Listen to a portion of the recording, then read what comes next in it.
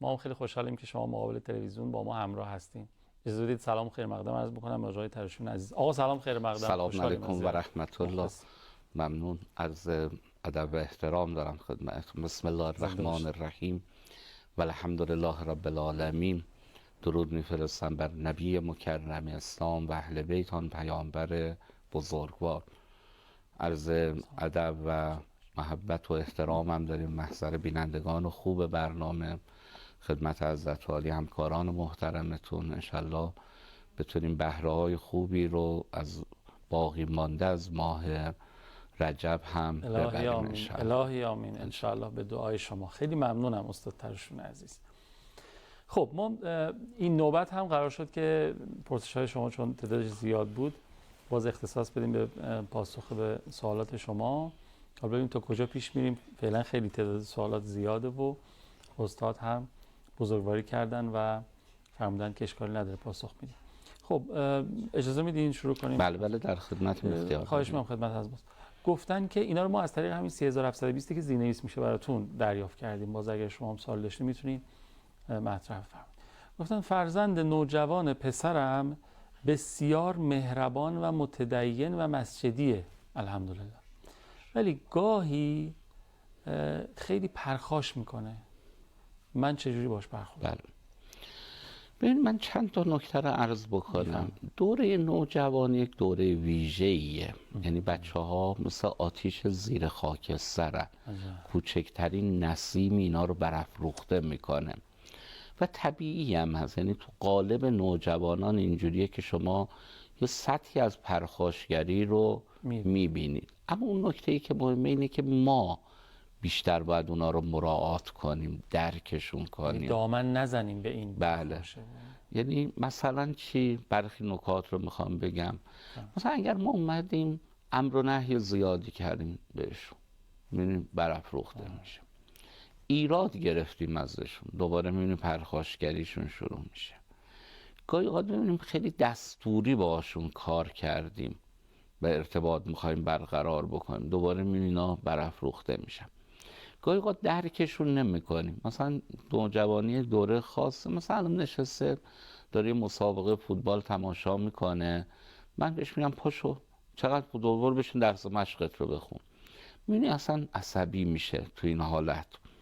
بعد میدونیم چون بچه‌ها تو این سنین یه مقداری بالاخره صداشون گلوفتر میشه و خدمت شما عرض کنم که مردونه تر هم میشن، بیشتر به ما انگار بر میخوره وقتی یه تندی میکنن و اینا بچه‌های کوچیک هم ممکن چند برابر اینا برای مثلا پرخاشگری اینا داشته باشن.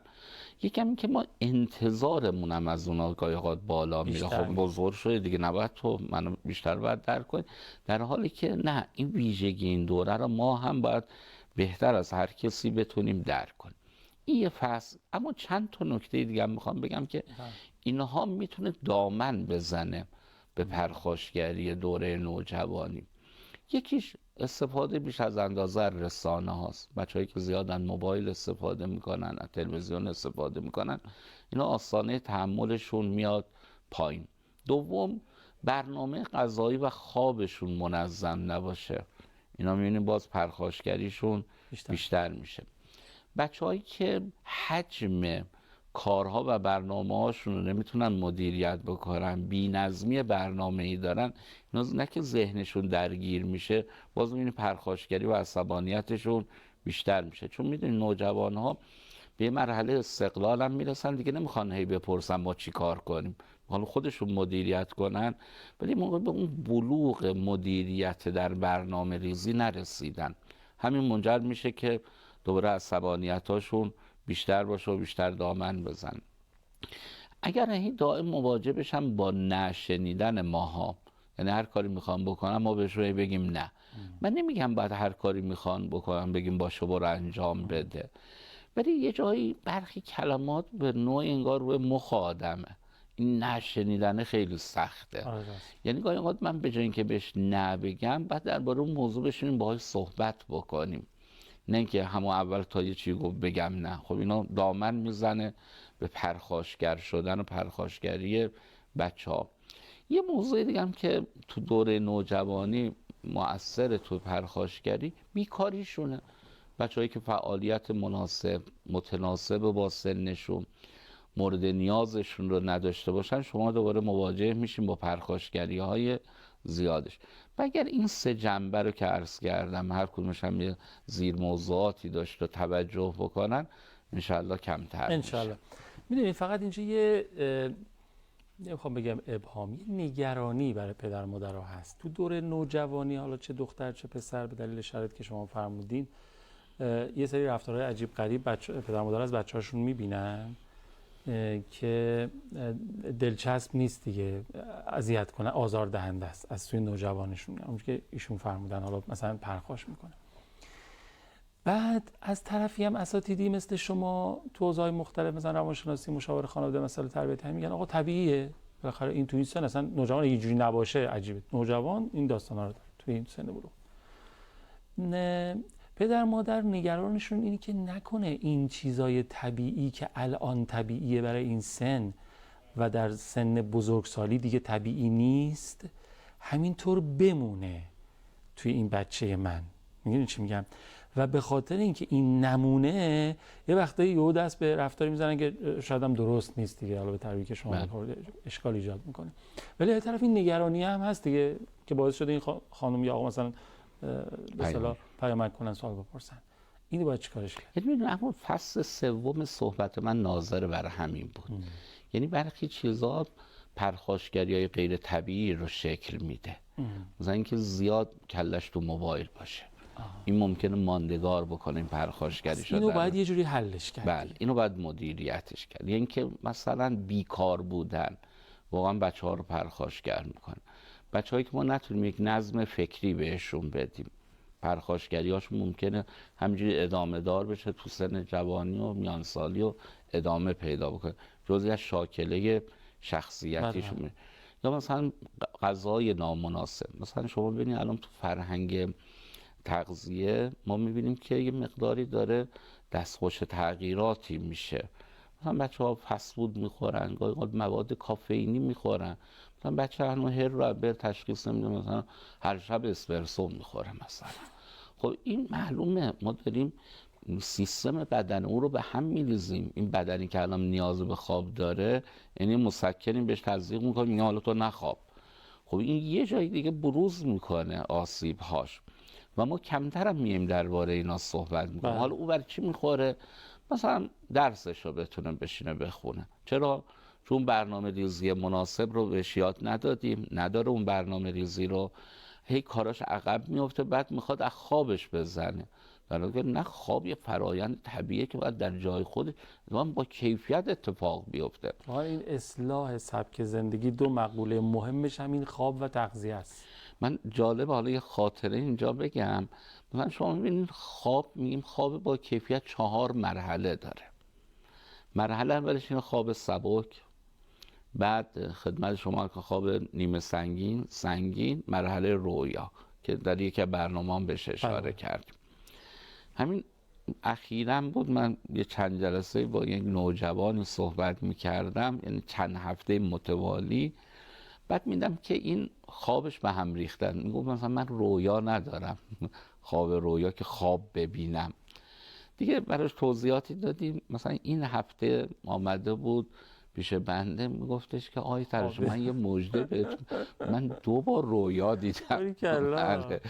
یعنی خودش هم چه حس خوبی داشت که خواب دیدم. خب این دلیلش چیه؟ مثلا همین بچه بود که زیاد پای تلویزیون مینشست. یعنی خود این منجر میشد که مختل بکنه قضیه خوابش رو. ولی ما بالاخره این کیفیت بعد، حالا شما میبینید این سبک همجوری ادامه پیدا بکنه، جایی به نتیجه نمیرسه. این میمونه توی شاکله شخصیتی، اون پرخاشگری، عصبانیت، آسانه تحمل پایین. حالا اینو گفتیم، من یاد یه حکایت دیگه افتادم. بنده خدا خواب نمیدید، یه بنده خدا هم هر شب خواب میدید، هر شب هم خواب فوتبال میدید. بعد میره دکتر میگه من هر شب دارم خواب فوتبال میدم، چیکار کنم؟ میگه این قرصو بخور دیگه خواب نمیبینی. میگه میشه امشب نخورم؟ میگه چرا؟ میگه آخه امشب فیناله. داستان اینجوری هم. خب عرضم حضور شما که گفتن که با نوجوانی که از طریق فضای مجازی شبکه‌های ماهواره فارسی زبان رو دنبال میکنه و میبینه، باید چجوری رفتار شه؟ بله.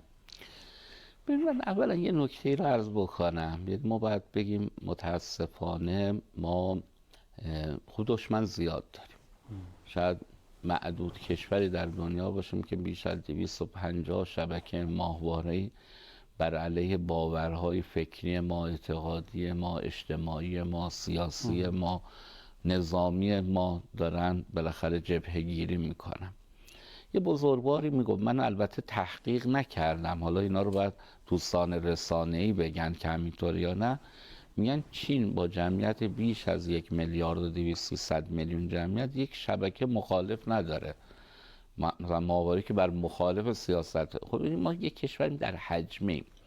حالا اینجا باید چی کار کرد؟ این هم یه واقعیتیه دیگه که نمیشه ما ازش فرار بکنیم. که من اعتقادم بر اینه که گاهی اوقات همین پدر و مادر بگن که مثلا بخوای اصلا بشینیم کنار هم دیگه ببینیم، ولی یه شرطی داره، بعدش بشینیم صحبت کنیم درباره موضوعاتی که اینها میگن، خبرهایی که میگن، نکاتی که میگن.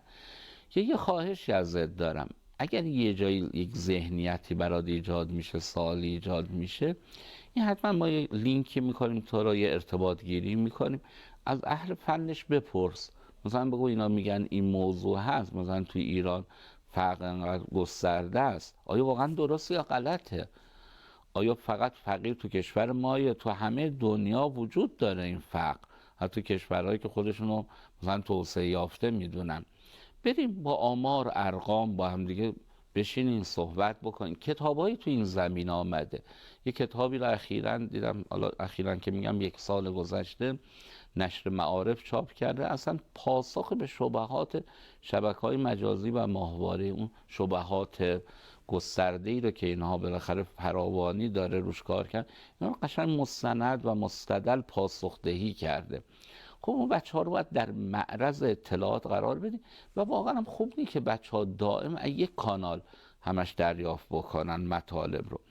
و ببینید ما با نسلی هم مواجهیم که کنجکاوه، یعنی اینکه یه جایی میگن، البته ما نباید این باور رو حتما بپذیریم، ولی میگن ما الان توی دهکده جهانی داریم زندگی میکنیم، یه چیزی نمیشه مخفی کرد. یا ما معتقدیم نه، مخفی میکنن. امروز اتفاقا همونایی که حرف از آزادی اطلاعات میزنن خودشون بزرگترین سانسورچی های دنیا، یعنی مطالبی رو که نمیخوان اجازه نمیدن مردم دنیا متوجه بشن.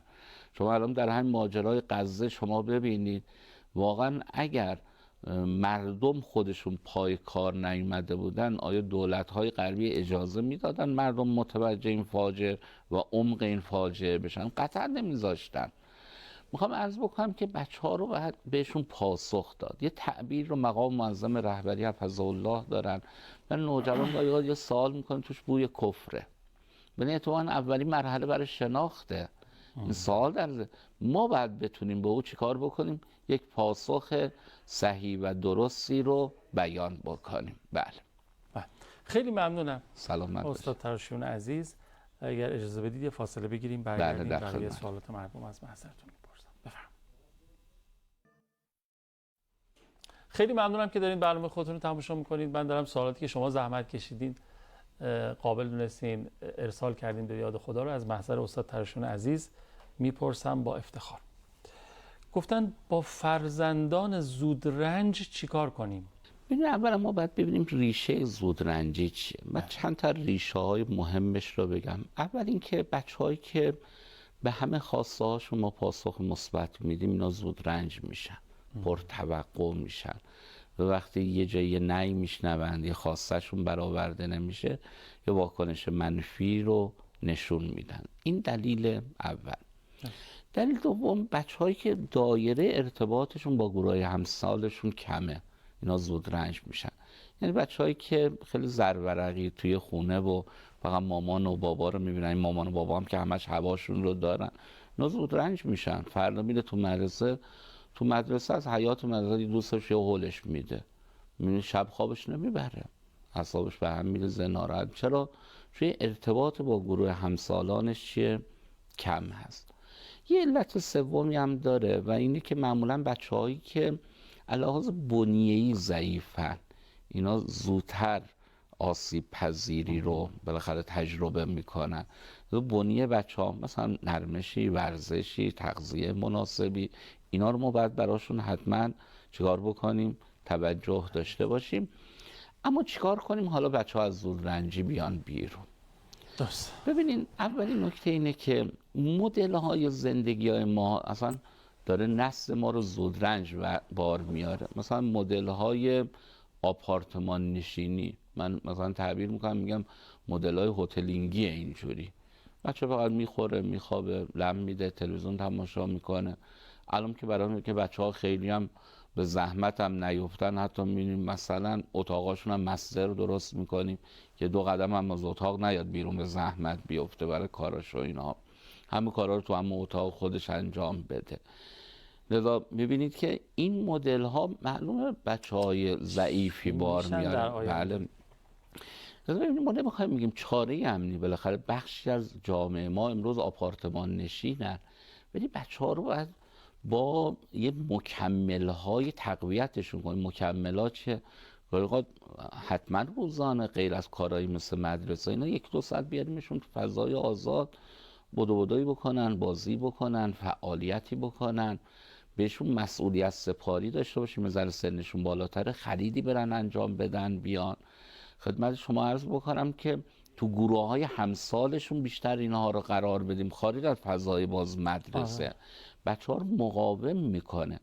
و یه نکته مهمتر اینه که معمولا بچه هایی که تک هستن، تک فرزندای اینا هم زودرنجن.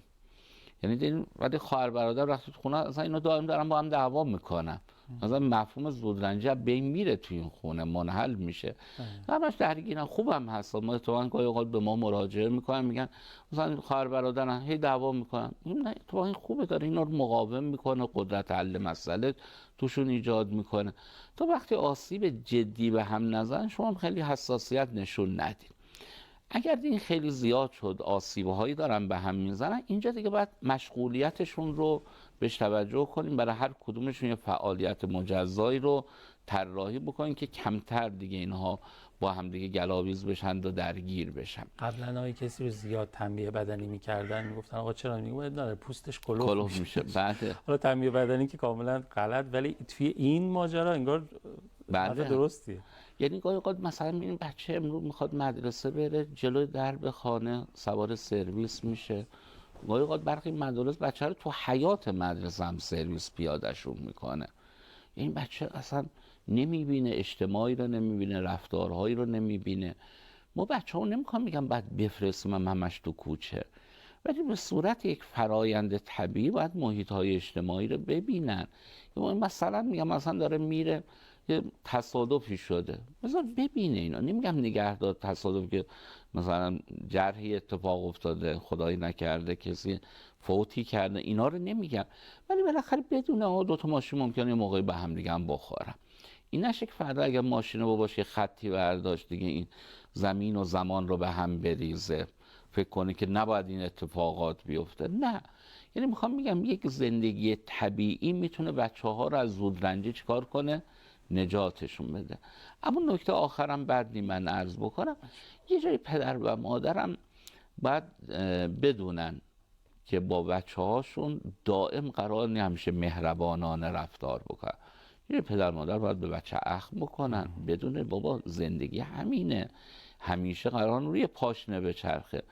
یه جای حتی پدر مادر نمیخوام بگم فریاد تو خونه بزنن، صداشون رو بالا ببرن تو محیط خونه سر بچه، اشکالی نداره. یه مادری میگفت من یه بار صدام رو بالا بردم، بچم آنچنان بغضی کرد دیگه من نگران شدم، گفتم نکنه الان یه مشکلی براش به وجود بیاد. گفتم چرا؟ گفت آخه همیشه ما تو فضای خونه خیلی آروم صحبت میکنیم. گفتم نه، این فردا ممکنه وارد اجتماع بشه، اصلا توی شرکتی، کارخونه، جایی بره کار کنه، موقع رئیسش اصلا بیاد یه دادی سرش بزنه، این نره قهر کنه تو خونه بشینه. بدون اینا جزئی از زندگی، قرار همیشه همه اون چیزها وفق مراد ما باشه، قرار یه جایی خلاف اون هم اتفاق بیفته. وقت اینا تو صحنه سازی هایی که تو زندگی میشه، بچه داره تجربهش رو به دست میاره که انشالله اون زودرنجی رو هم نداشته باشه. اون نکته سومی که فرمودین منو یاد یه ماجرای انداخت. که فرمودید بچه بذاریم تو شلوغی باشه، حالا این شرایط رو همه از نزدیک ببینه، درک بکنه، این باعث میشه که دیگه حالا زود رنج نشه، اصلا دیگه زود رنجی رو کلا فراموش کنه. تو ماجرای کرونا، این ویروس کرونا توی کشورهایی که به ظاهر خیلی استریلیزه هموژنیزه بودن، بار اومده بودن، مردمش خیلی بیشتر تلفات داد تا تو کشورهایی که به ظاهر خیلی ترتمیز هم نبودن. این چی میخوام بگم؟ بله. یعنی اصلا یه چیز علمی هم هست ظاهرا که بالاخره اون مردم توی شرایطی بودن که دیگه این ویروس کرونا دیگه اثری دیگه نمیذاره روشون. بله. ولی تو اون کشورهایی که خیلی دقیق همه چیز رو رعایت کردن خیلی بیشتر. حالا تو مسائل تربیتی هم بله به نوعی میشه اینو تضمین داد. خب عرضم حضور شما که ما 3-4 دقیقه وقت داریم این سوالم بپرسم. نحوه برخورد با نوجوانی که تازه به سن تکلیف رسیده و قصد داریم اسلام رو به نحو صحیح بهش بشناسونیم، خیلی صحیح خواستم بشناسونیم، باید چجوری باش رفتار کنیم؟ ببینید، معرفی اسلام باید از همه ابعادش باشه. یا ما نباید تک بعدی با فرزند نوجوان و مسائل اسلامی رو ورود پیدا بکنیم. ببینید اسلام 3 بعد اصلی داره: عقایدش، احکامش، اخلاقش. و اتفاقا اینا وقتی کنار هم دیگه قرار میگیرن یک اسلام زیبا رو به مخاطب معرفی میکنن. یه موقع مثلا میگم ما رو نماز بچه خیلی تاکید داریم، ولی الان مثلا تو خونه میبینیم خودمون بدخلقیم، بد اخلاقیم، در صورتی که در روایت داریم سنگین ترین وزنه در روز قیامت وزنه اخلاق خوبه، خوشخلقیه. خب این خوشخلقی میتونه فضای خونه رو تلطیفش بکنه. پیامبر فرمودن خوش اخلاق ترین شما در قیامت نزدیک ترین آدما به من. بله همینطور هم هست. خب وقتی اسلام همه ابعادش ما بیاریم توی زندگیمون پیاده بکنیم، میبینیم خیلی جذابیت برای بچه‌ها پیدا میکنه. ولی بچه‌ای که مثلا میگم ما از اسلام فقط بگیم آقا نماز و روزش، فقط همینش، خب اینه، خب نماز که صبح بعد از خواب ناز بزنه بلند شه، روزم که از کی تا کی نباید بخوره، خب این برای سخت جلوه میکنه. ولی وقتی بدونه نه، کنار این اسلامی که ما داریم معرفی میکنیم همه ابعادی که داره رو اگر بشناسونیم بهش، یه حظی داره میبره. تو میدونین اسلام با فطرت انسان سر و کار داره. وقتی فطری میشه ببینید اون طبیعت انسان هم همراهی بیشتری رو باهاش میکنه. لذا اینجاست که ما باید بچه‌ها رو دستشون رو بزنیم تو دست اسلام شناسای حقیقی. قرار نیست مثلا فلانی تو فامیل این اسلام شناس فامیل باشه بعد ببینه ای مثلا 10 تا رفتار ضد اخلاقی هم این اسلام این اگر از من نمیخوامش. اون اسلام شناسای حقیقی و واقعیت اینه که بچه‌ها رو باید دستشون بزنیم تو دست اهل بیت علیهم السلام که بهترین و ارزنده ترین الگوهای بشری هستن. انشالله. خیلی ممنونم استاد تریشون عزیز، باشید. دست شما درد نکنه، خیلی استفاده کردیم، خدا خیرتون بده. عوامری ندارین؟ بزرگوارین، لطف دارین، متشکرم. خیلی ممنونم. این سوالات از طریق 3720 دریافت شده بود و پرسیدم از محضر استاد. 162 هم شماره رابطومی